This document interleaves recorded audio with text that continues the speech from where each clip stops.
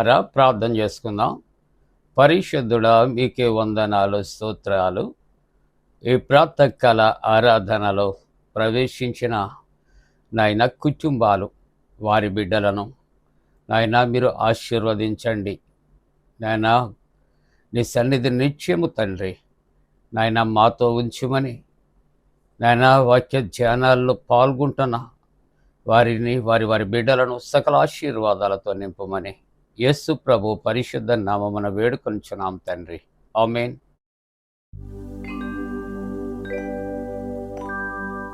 కానుక చేతుము మా జీవితము, అనవరతము నీకు అర్పణగా.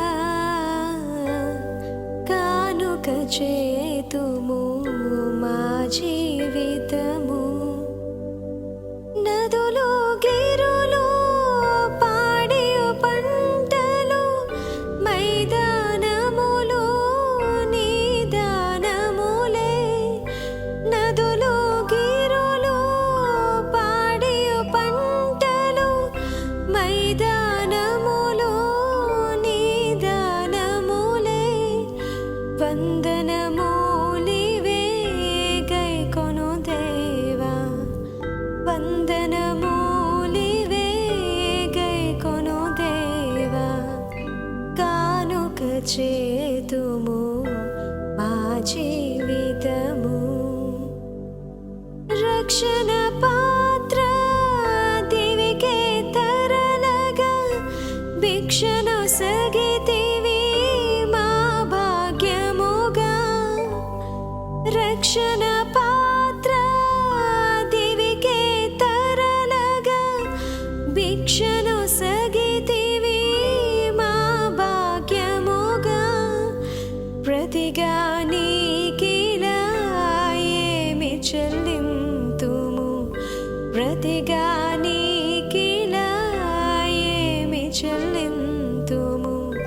కానుక చేతుము మా జీవితము, పూర్ణ సమర్పణ సజీవ యాగమై.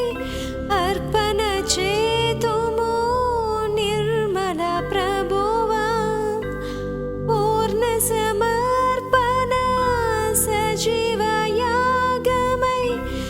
అర్పణ చేతుము నిర్మల ప్రభువా, తనువే నీకిది అంకితమౌగా. తనువే నీకిది అంకితమౌగా.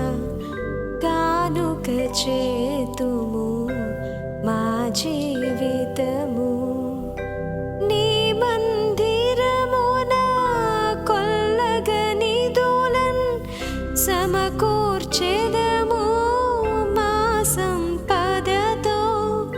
నీ మందిరమున కొల్లగని దులన్ సమకూర్చెదము మా సంపదతో. అమరుడ నీవే ప్రేమైక్యదాత, అమరుడ నీవే ప్రేమైక్యదాత. కానుక చేతుము మా జీవితము, అనవరతము నీకు అర్పణగా. కానుక చేతుము మా జీవితము. ప్రియులారా, ప్రభు పేరట మీకు శుభాలు. జన్మదినాలు, వివాహ దినాలు జరుపుకుంటున్న కుటుంబాలకు యేసుక్రీస్తు ప్రభు పరిశుద్ధ నామమున పండు prince and sisters YouTube channel ద్వారా శుభాలు మేము తెలియజేస్తున్నాం.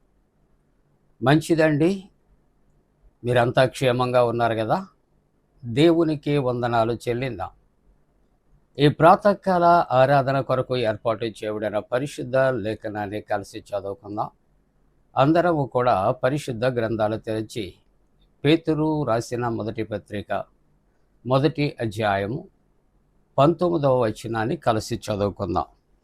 19వ వచనము, అమూల్యమైన రక్తము చేత అనగా నిర్దోషమును నిష్కలంకమునగు గొర్రె పిల్ల వంటి క్రీస్తు రక్తము చేత విమోచింపబడితిరని మీరు ఎరుగుదురు కదా. ప్రియమైనటువంటి దేవుని యొక్క కుటుంబీకులారా, ఈ యొక్క ప్రాతకాల ఆరాధనలో మనం చదివినటువంటి పరిశుద్ధ లేఖనాన్ని మనము జ్ఞాపకం చేసుకుంటున్నప్పుడు ఈవేళ మన యొక్క అంశము ఏమిటి అని ఆలోచన చేస్తూ ఉన్నప్పుడు ప్రియులారా, దేవుని యొక్క గ్రంథములో అమూల్యమైన రక్తము ద్వారా, అనగా అమూల్యమైన యేసు రక్తము ద్వారా విమోచన అనే అంశాన్ని మనము కలిసి ధ్యానం చేసుకుంటూ ఉన్నాం. ఈ లోకములో మానవుని యొక్క జీవితము మానవుని యొక్క పాపమును బట్టి పతనమైపోయిందని మనకు పరిశుద్ధ గ్రంథము రాయబడింది. కాబట్టి ఈ పాప శాపాల నుండి మన విడుదల విమోచన పొందాలి అంటే అమూల్యమైనటువంటి యేసు ప్రభు యొక్క రక్తములో మాత్రమే మనము విడుదల పొందొచ్చున్నాము అనే వాక్యాన్ని మనము కలిసి ధ్యానము చేస్తూ ఉంటున్నాము ప్రియులారా. కాబట్టి ఈవేళ దేవుని యొక్క వాక్యాన్ని 106వ సంకీర్తన 10వ వచనాన్ని మనం చదువుతున్నప్పుడు, ఆయన వేటి నుండి ఆయన మనలను విమోచిస్తున్నాడు. లోకములో మానవునికి మరి ఏవి ఆటంకము, ఏవి అపకారము చేస్తున్నాయి అంటే ఒక్కొక్కటి కాదు, అనేక విధాలైనటువంటి ఆపదలు, కీడులు, అపరాధాలు, అవమానాలు, ఎన్నో రకాల క్షుద్ర శక్తులు మానవుల జీవితానికి ఆటంకంగా ఉంటూ ఉన్నాయి. వాటన్నిటి నుండి విడిపింపబడుతున్నాము అంటే దానికి కారణం అమూల్యమైన యేసు ప్రభు రక్తము అని జ్ఞాపకం చేసుకుంటూ 106వ కీర్తన 10వ వచనములో, శత్రువుల చేతిలో నుండి వారిని విమోచించాను. శత్రువుల చేతిలో నుండి ఆయన వారిని విమోచించాను.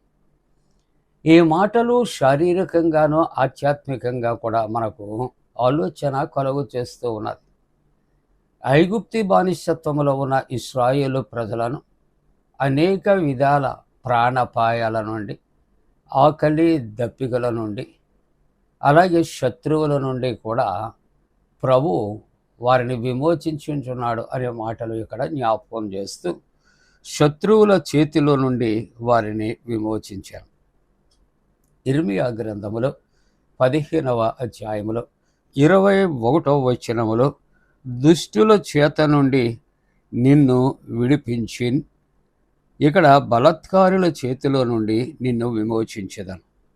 దేవుని యొక్క వాగ్దానాలు మనం చేస్తే ముందు మనం ఉపోద్ఘాతములో మనం మాట్లాడినటువంటి రీతిలో ఒక విధమైనటువంటి వాటికి మనము బంధింపబడలేదు, కానీ అనేక విధాలు మానవుడు అనేకమైన వాటి చేత బంధించబడి ఉంటుండగా వాటన్నిటి నుండి కూడా క్రీస్తు ప్రభు యొక్క అమూల్యమైన రక్తము ద్వారా మనం విడిపించబడ్డాం అని చెప్పటానికి ఈ వాక్య భాగంలో దేవుని యొక్క వాక్యం అంటుంది, దుష్టుల చేతిలో నుండి మనము విడిపించబడటానికి.